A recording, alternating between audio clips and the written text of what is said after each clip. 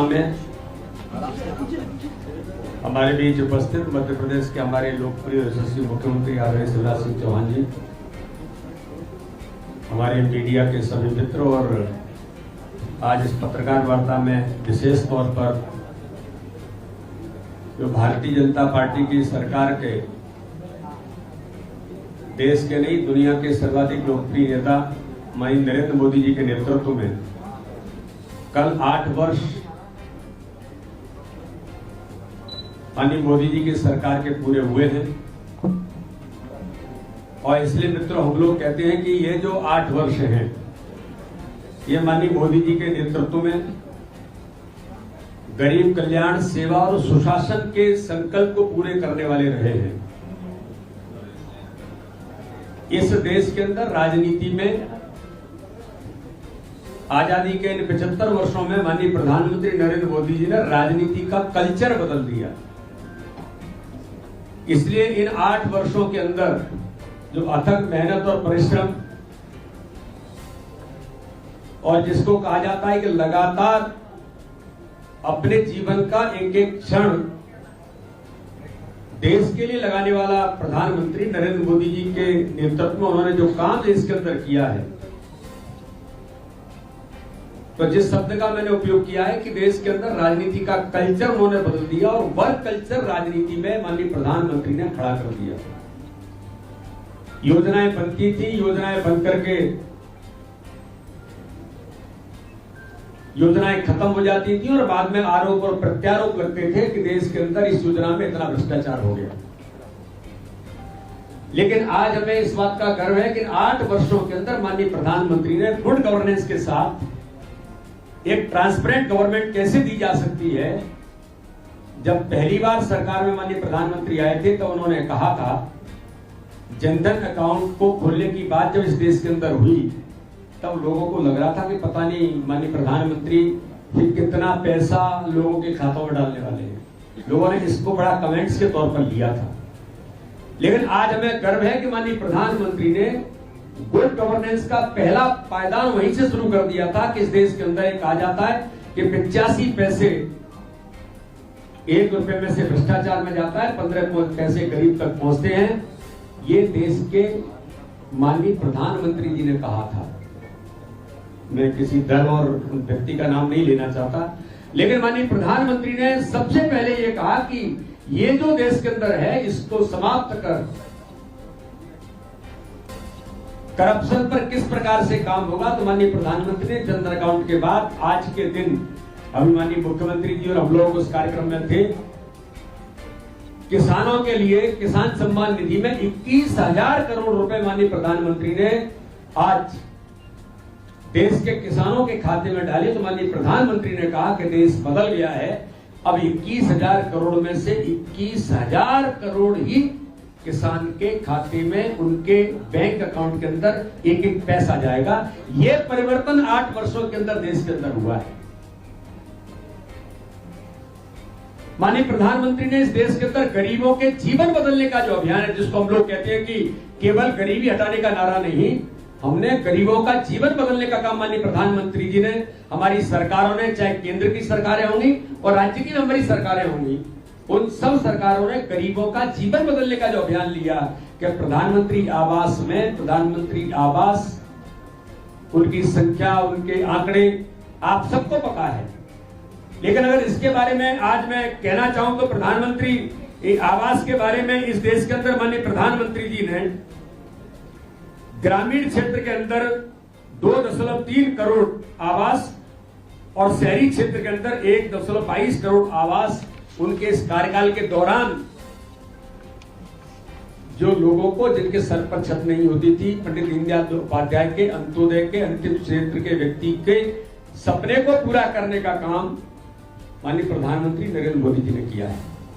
आज मुख्यमंत्री जी बता रहे थे कि जिनको नहीं मिले हैं तो मध्य प्रदेश के अंदर ही प्रधानमंत्री आवास प्लस जिनको नहीं मिले हैं उन भाइयों और बहनों को भी अभी मध्य प्रदेश में माननीय मुख्यमंत्री जी ने 5 लाख प्रधानमंत्री आवास प्लस में लोगों को पत्र जारी करने का काम किया। तो इस प्रकार से देश के अंदर आयुष्मान भारत के कार्ड के माध्यम से केवल वो योजना नहीं है लोगों का जीवन बचाने का अभियान है कि कोई गरीब जब बीमार होता है उसको 1-2 लाख की जरूरत होती है, तो मैं तो गांव का गरीब किसान का बेटा हूं, मैं भी जानता हूं कि आदमी की हालत क्या होती है। लेकिन 75 वर्षों में ये किसी ने याद नहीं किया था, लेकिन माननीय प्रधानमंत्री नरेंद्र मोदी जी ने उनके दर्द, उनकी पीड़ा को समझ करके इन गरीबों का क्या होगा, जो अपने मनुष्यगत उसमें व्यवहार में लोग कहते हैं कि जब पैसा नहीं है तो क्या करें, छोड़ दो, आदमी का जीवन चला जाता था। लेकिन माननीय प्रधानमंत्री ने आयुष्मान भारत कार्ड के माध्यम से 5 लाख रुपए तक का फ्री का इलाज देने का जो अधिकार दिया, ये केवल कोई योजना नहीं, लोगों के जीवन बचाने का अभियान का माननीय प्रधानमंत्री ने इस देश के अंदर एक ऐतिहासिक कदम उठाया।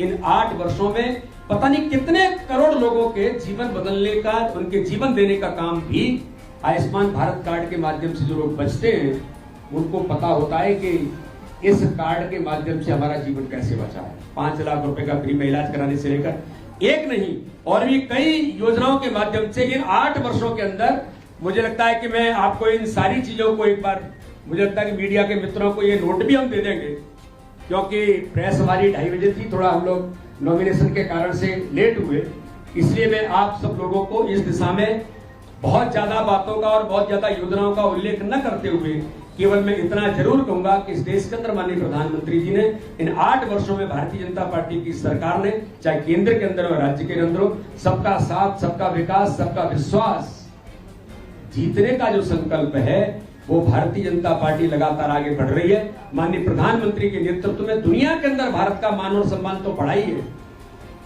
दुनिया के लोग कहने लगे हैं कि दुनिया का सर्वाधिक लोकप्रिय नेता कोई है, तो आज 70% दुनिया के लोग ये हमारे भारत के आधार पर नहीं कह रहे हैं।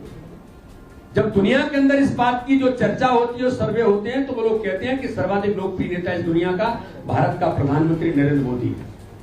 आज हमें गर्व है कि इन 8 वर्षों के अंदर माननीय प्रधानमंत्री ने गरीब कल्याण से लेकर के हर व्यक्ति के जीवन बदलने के अभियान का जो केवल लोग सपना देखते थे, लेकिन व्यवहारिक तौर पर जो मैंने कहा कि राजनीति का कल्चर बदल गया। आज समीक्षा होती है, माननीय प्रधानमंत्री सांसदों को कहते हैं कि प्रधानमंत्री आवास योजना के अंदर, प्रधानमंत्री आयुष्मान भारत कार्ड के अंदर अगर कार्ड नहीं बने तो कब कैसे बनेंगे, नहीं बने हैं तो उनका उपयोग हो रहा है कि नहीं हो रहा है, और उपयोग हो रहा है तो उसमें किसी प्रकार की दिक्कत तो नहीं है। आज माननीय मुख्यमंत्री जब लोग देख रहे थे कि माननीय प्रधानमंत्री जब हितग्राहियों से बात कर रहे थे तो पूछ रहे थे कि किसी प्रकार की दिक्कत तो नहीं हुई, कोई लेन देन तो नहीं किया। बिचौलियों का युग जो किसी जमाने में माननीय प्रधानमंत्री जी के नेतृत्व से पहले इस देश के अंदर केवल दलाली और इस पर लोग काम करते थे, उस व्यवस्था को भी समाप्त करने का काम माननीय प्रधानमंत्री जी ने इस देश के अंदर किया। तो इसलिए आज इन 8 वर्षों के अभियान हमारा अभी आज से प्रारंभ हो रहा है। ये अभियान हमारा 14 जून तक चलेगा। इसमें अलग अलग प्रकार से प्रतिदिन भारतीय जनता पार्टी के सभी कार्यकर्ता पूरे देश के अंदर, हमारी सरकार और हमारा संगठन मिलकर के इस अभियान को जमीन पर उतारने का काम और माननीय प्रधानमंत्री के इन 8 वर्षों के यशस्वी नेतृत्व को हम सब लोग जनता तक ले जाने का जो प्रयास करेंगे। मैं माननीय प्रधानमंत्री जी को, भारतीय जनता पार्टी की सरकार को और हमारे मध्य प्रदेश के माननीय मुख्यमंत्री शिवराज सिंह चौहान को बहुत हृदय से इन 8 वर्षों के पूर्ण होने पर जो हमने अभियान लिया है उसके लिए भी बहुत बहुत शुभकामनाएं देता हूं। और हम सब मिलकर के जो माननीय प्रधानमंत्री ने नए भारत का निर्माण, जो आज उन्होंने कहा कि इस भारत को आत्मनिर्भर भारत बनाने का जो संकल्प लिया है, ये नए भारत का निर्माण माननीय प्रधानमंत्री के नेतृत्व में हो रहा है। उसमें हम सब लोगों की भूमिका और कैसे बन सकती है, प्रयास सब लोग मिलकर के करेंगे। इसी आशा और विश्वास के साथ मैं अपने मीडिया के मित्रों को बहुत बहुत धन्यवाद करता हूँ। जय हिंद, जय भारत। मित्रों, माननीय अध्यक्ष जी ने अभी किस प्रकार से भारत का भाग्य बदल रहा है उसकी जानकारी दी और इस संबंध में एक फोल्डर है, केंद्र और राज्य सरकारों ने जो काम किए उनका मैं माननीय अतिथियों से विमोचन का भी आग्रह करूंगा। पूरा खोलना है इसको? हाँ, खोलना है। इसलिए पूरी जानकारी भी पहुंच जाएगी इसे।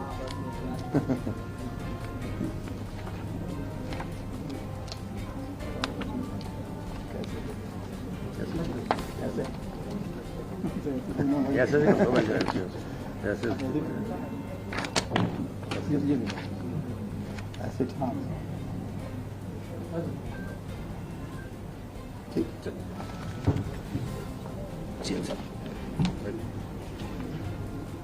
मेरा अनुरोध है माननीय मुख्यमंत्री जी से कि इस संबंध में पत्रकार मित्रों से चर्चा करेंगे। माननीय मुख्यमंत्री।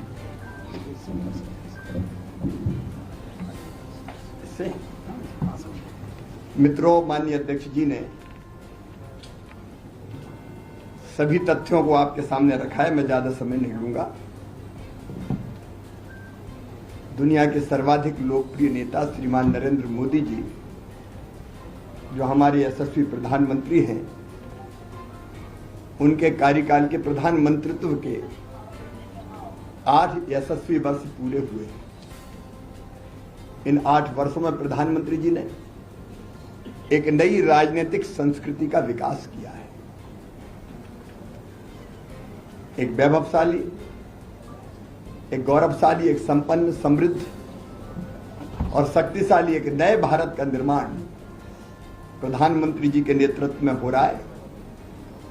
वो न्यू इंडिया के शिल्पकार हैं। अगर मैं ये कहूं तो अतिशयोक्ति नहीं होगी कि वे भारत के लिए भगवान का वरदान है। एक व्यक्ति इतना काम कर सकते हैं, सहज ही कल्पना नहीं होती।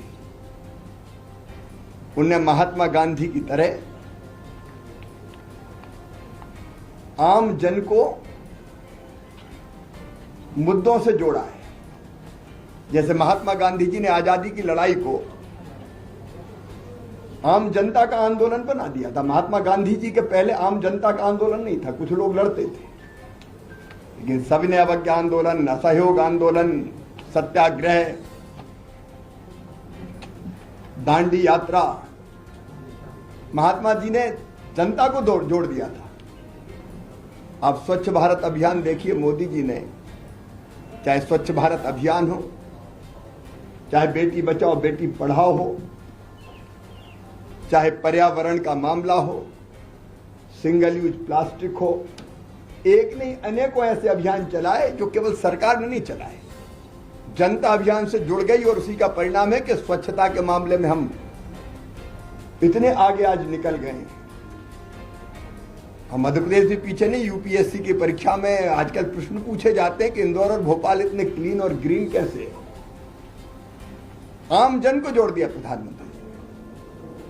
उन्होंने नेताजी सुभाष चंद्र बोस की तरह, नेताजी ने कहा था, तुम मुझे खून दो, मैं तुम्हें आजादी दूंगा। प्रखर राष्ट्रभक्ति, प्रखर राष्ट्रवाद।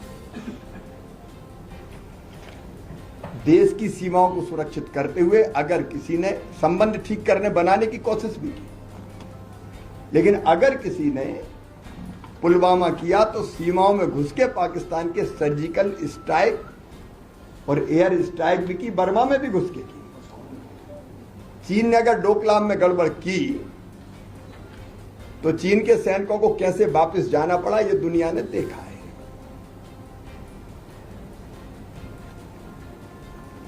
आज भारत की सीमाएं सुरक्षित है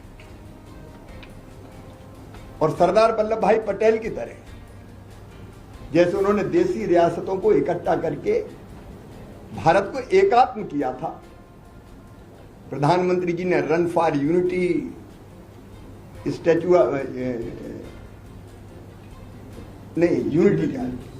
स्टैच्यू ऑफ यूनिटी, लेकिन उसके साथ देखिए कश्मीर में धारा 370 समाप्त करके भावनात्मक रूप से कश्मीर को भारत से जोड़ने का भी काम किया है। और केवल इतने ही नहीं, नॉर्थ ईस्ट कोई प्रधानमंत्री जाता नहीं था। 1 सीट है, 2 सीट है, कौन समय गवाए। प्रधानमंत्री न केवल बार बार नॉर्थ ईस्ट गए, अलग अलग मंत्रियों को भेजा और वहां विकास की ऐसी गंगा और जन कल्याण की ऐसी गंगा बहाई कि आज अलगाववाद और आतंकवाद निर्मूल हो गया नॉर्थ ईस्ट से। तो जो एकात्मता है भारत की, उसको मजबूत करने का काम किया। आज विश्व पटल पर भारत की जो स्थिति है, कहते हुए गर्व होता है, कोई अनदेखा नहीं कर सकता, ये बात तो सही है। लेकिन आप संतुलन देखिए, पहले प्रधानमंत्री जी अगर दौरा करते थे दुनिया के देशों में तो कुछ हमारे विरोधी व्यंग करते थे कि वो तो भारत यात्रा पे आए। तो वसुधैव कुटुंबकम के संदेश को देते हुए पूरी दुनिया भारत से जोड़ दी। और आज हालत यह है कि रूस हमको रूबल में कच्चा तेल दे रहा, रूबल में, डॉलर में नहीं, रूबल में, और अमेरिका हमारी दोस्ती की दुहाई दे रहा है। यूक्रेन से अगर हमारे बच्चे निकालना हो तो भारत का तिरंगा झंडा आते ही यूक्रेन की हो चाहे रसिया की हो, सेनाएं अलग हो जाती है और रास्ता देती है। और आज भारत अगर दुनिया के किसी देश में जाता है तो मांगने नहीं जाता, देने जाता है। दुनिया के कई देशों को टीका दिया, वैक्सीन दी। आज अद्भुत स्थिति है भारत की दुनिया में। मैंने वो दौर भी देखा 2014 के पहले का।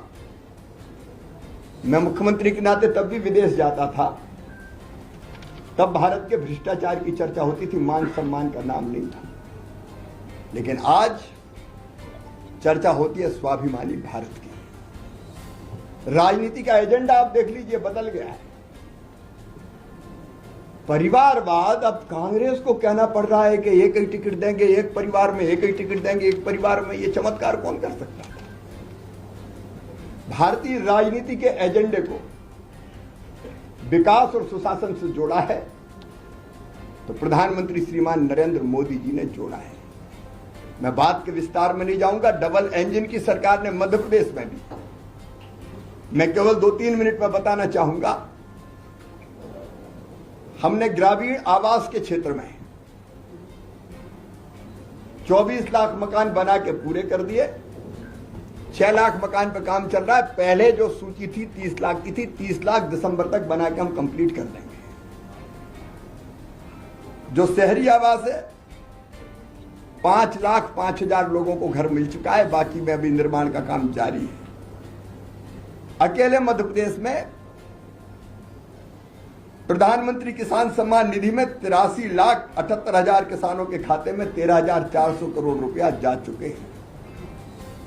उज्ज्वला, प्रधानमंत्री उज्ज्वला रसोई गैस योजना के अंतर्गत 89,84,000 बहनों को गैस कनेक्शन मिल चुके हैं। प्रधानमंत्री मातृ वंदना योजना, जिसमें मध्य प्रदेश प्रथम है, 28,99,000 गर्भवती बहनों को 1,261 करोड़ रुपए की राशि मिली है। स्वच्छ भारत अभियान, अमृत मिशन, ये आंकड़े हम जारी कर देंगे, क्योंकि एक एक आंकड़ा डबल इंजन की सरकार ने जो किया है केंद्र के साथ राज्य ने मिलकर, वो सचमुच में चमत्कार से कम नहीं है।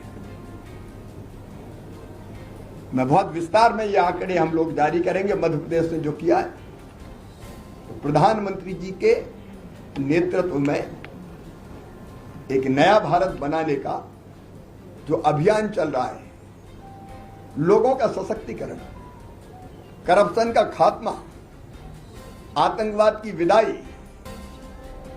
और लोगों के मन में यह आत्मविश्वास कि मैं भी आगे बढ़ रहा हूं और मेरा देश आगे बढ़ रहा है। इस यशस्वी कार्यकाल के लिए, 8 वर्षों के लिए, हम प्रधानमंत्री श्रीमान नरेंद्र मोदी जी का अभिनंदन करते हैं, बधाइयां देते हैं और संकल्प यही है कि उनके नेतृत्व में डबल इंजन की सरकार मध्य प्रदेश को भी बदलते हुए तेजी से चले। अटल एक्सप्रेस वे बन रहा है ग्वालियर चंबल संभाग में, नर्मदा एक्सप्रेस वे की तैयारी जारी है, सिंचाई की योजना पर काम चल रहा है। लेकिन बुंदेलखंड में 44,000 करोड़ रुपए से ज्यादा की लागत की 20 लाख एकड़ से जमीन में सिंचाई के लिए और 49 लाख घरों में पीने के पानी की योजना की स्वीकृति हुई। कितने काम गिनाए। ये अद्भुत समय है भारत के विकास का और जनता के जीवन स्तर ऊपर उठाने का, गरीबों के कल्याण का। इसलिए सुशासन के, गुड गवर्नेंस के, सेवा के और गरीब कल्याण के इन कामों के लिए प्रधानमंत्री जी का बहुत बहुत अभिनंदन। और मध्य प्रदेश लगातार केंद्र सरकार की योजनाओं को भी पूरे परिश्रम पूर्वक आम जन तक पहुंचाने में कोई कसर नहीं छोड़ेगा। सर, आपने जो मोदी जी की तुलना महात्मा गांधी, सुभाष चंद्र बोस, सरदार पटेल से की है, वहाँ पर कमलनाथ जी का इस पर रिएक्शन आया था। उनका कहना है कि आपको अमिताभ बच्चन भी उनमें दिखाई देने लगे हैं कुछ दिन बाद। देखिए, हम तो एक्शन करते हैं, उनके हाथ में केवल रिएक्शन है। रिएक्शन और क्या करेंगे? आज 2 महिलाओं ने नॉमिनेशन फाइल किया Rajya Sabha, one from the OBC community और दूसरा फ्रॉम द दलित कम्युनिटी। हमें महिलाओं से कुछ वो नहीं है। मैं ये बोलना चाह रही हूँ कि बहुत सारे टॉप लीडर्स आपकी पार्टी के हैं जो एक्सपेक्ट कर रहे थे कि एक राज्यसभा सीट हो जाए। आज जो नॉमिनेशन हुआ है इसमें पार्टी का संदेश क्या है? देखिए, ये भारतीय जनता पार्टी है। सुमित्रा वाल्मीकि जी सपने में नहीं सोचा था कि कभी टिकट मिलेगा राज्यसभा का। मांगने की तो बात ही अलग है। उनका नॉमिनेशन फॉर्म भरना बहुत सरल इसलिए था कि उनके पास कुछ है ही नहीं। मैंने कल रात को कलेक्टर को कहा कि जरा देखो और उनको भेजना, जरा ठीक से पहुंच जाए।